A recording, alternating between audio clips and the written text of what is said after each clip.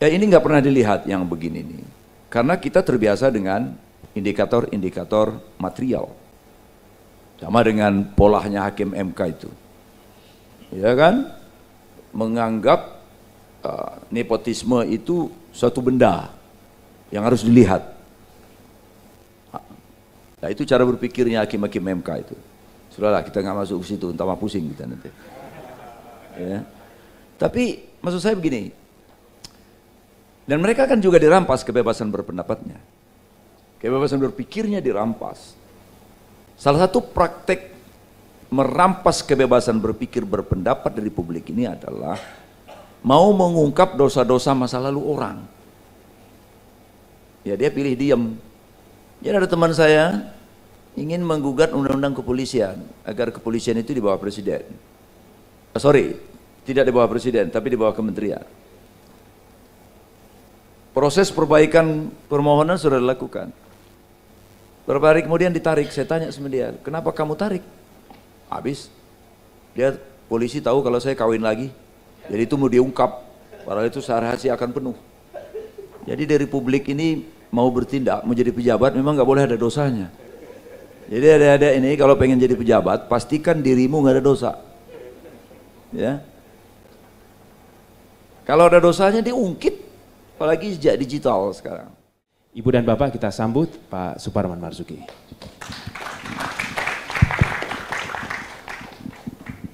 Assalamualaikum warahmatullahi wabarakatuh. Saudara moderator, para panelis dan peserta diskusi yang saya hormati. Melanjutkan presentasi terdahulu. Kalau kita lihat judul, itu ada beberapa variabel, 4. Ada kebebasan, berpendapat, berekspresi, dan demokrasi.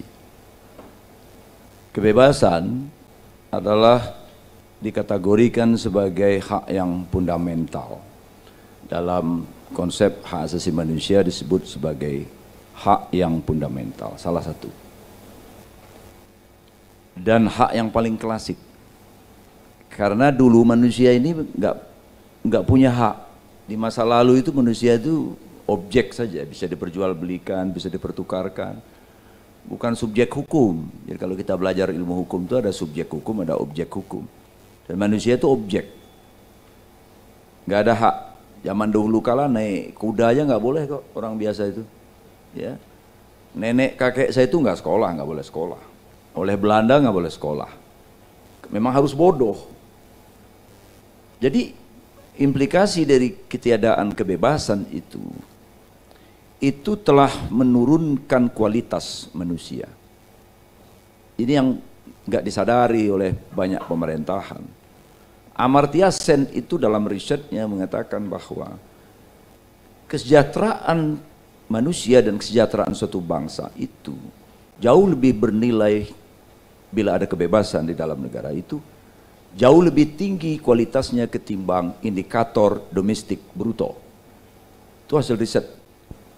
Nah, karena itu kalau suatu negara pemerintahan ya merenggut, meniadakan kebebasan, apakah itu kebebasan berpendapat, kebebasan berekspresi, kebebasan pers dan lain-lain, maka sebenarnya bangsa itu sedang menurunkan derajat kualitas negaranya. Pada yang sama dia sedang membenamkan, menurunkan kualitas sumber daya manusia Indonesia itu sendiri. Ya ini nggak pernah dilihat yang begini nih, karena kita terbiasa dengan indikator-indikator material, sama dengan polanya hakim MK itu, ya kan? Menganggap nepotisme itu suatu benda yang harus dilihat. Nah itu cara berpikirnya hakim-hakim MK itu. Sudahlah, kita nggak masuk ke situ, tambah pusing kita nanti. Ya. Tapi maksud saya begini, dan mereka kan juga dirampas kebebasan berpendapatnya, kebebasan berpikirnya dirampas. Salah satu praktek merampas kebebasan berpikir berpendapat dari publik ini adalah mau mengungkap dosa-dosa masa lalu orang. Ya dia pilih diam. Jadi ada teman saya ingin menggugat undang-undang kepolisian agar kepolisian itu di bawah presiden. Sorry, tidak di bawah presiden, tapi di bawah kementerian. Proses perbaikan permohonan sudah dilakukan. Beberapa hari kemudian ditarik, saya tanya sama dia, kenapa kamu tarik? Habis, dia polisi tahu kalau saya kawin lagi, jadi itu mau diungkap, padahal itu rahasia akan penuh. Jadi dari publik ini mau bertindak, mau jadi pejabat memang nggak boleh ada dosanya. Jadi adik-adik ini kalau pengen jadi pejabat, pastikan dirimu nggak ada dosa. Ya, kalau ada dosanya diungkit, apalagi sejak digital sekarang. Nah, kita kembali ke situ. Karena itu negara ini dalam konsep asasi manusia harus tidak boleh bertindak mengekang, memberangus apalagi. Karena itu dalam konsep HAM disebut sebagai kebebasan ini sebagai negative right, hak-hak negatif. Hak negatif itu bukan kebebasan itu sebagai sesuatu negatif. Negara dilarang melakukan tindakan-tindakan yang bisa mengancam kebebasan. Jadi kalau itu dilakukan, maka pada saat yang sama sebenarnya negara ini sedang investasi bagi penurunan kualitas negara itu, penurunan kualitas sumber daya manusia negara itu. Ada banyak riset membuktikan bahwa negara-negara yang melindungi kebebasan, freedom itu jauh lebih bermutu, berkualitas dibanding negara-negara yang mengekang kebebasan.